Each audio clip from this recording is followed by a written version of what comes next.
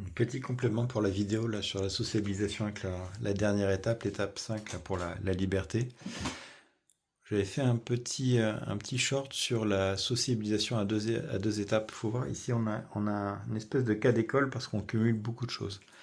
Premièrement, les deux chatons que l'on a, on les a récupérés assez tard. Ils avaient 2 mois et demi, ce qui est très tard. Ce qui est très tard, on ne sait pas quelle est leur maman, dans quelles conditions ils étaient. Ils étaient malades. Donc pour la sociabilisation, à la base, c'est pas top du tout.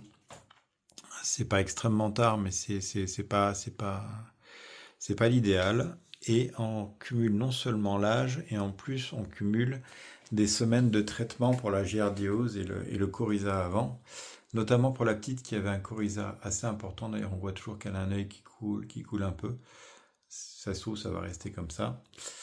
Et donc, du coup, sociaux retardés, des chats déjà un peu âgés, et ensuite les séquelles des traitements en termes de sociaux, puisque ils ont tout eu, visite chez le médecin, hospitalisation, le coton-tige dans le derrière, plein de cachets, de pâté, de poudre liquide pas sympathique dans la bouche, donc pas mal de choses qu'ils n'aiment pas du tout. Et en plus de ça, on se retrouve dans un autre cas, c'est qu'on voit clairement qu'on a un chat qui est relativement sociable, qui est Auréa, qui veut absolument jouer, hein, et qui ronronne à la moindre occasion.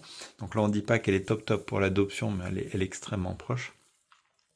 Et nous avons la petite Cookie qui est encore dans la cage. Je ne la laisse pas du tout dans la cage, c'est juste elle qui veut pas descendre. Donc elle a vraiment envie, mais elle ose pas. Donc c'est clairement deux niveaux de sociaux complètement séparés. Et elle, d'ailleurs, je pense qu'elle est aussi traumatisée par les traitements qu'elle a eus, parce que quand on approche la main, elle a tendance à se mettre à plat ventre et à baisser les oreilles. Donc voilà.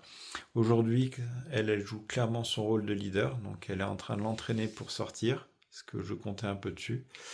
Mais par contre, elle ne veut pas encore sortir. Donc on va voir comment ça se passe dans les prochains jours.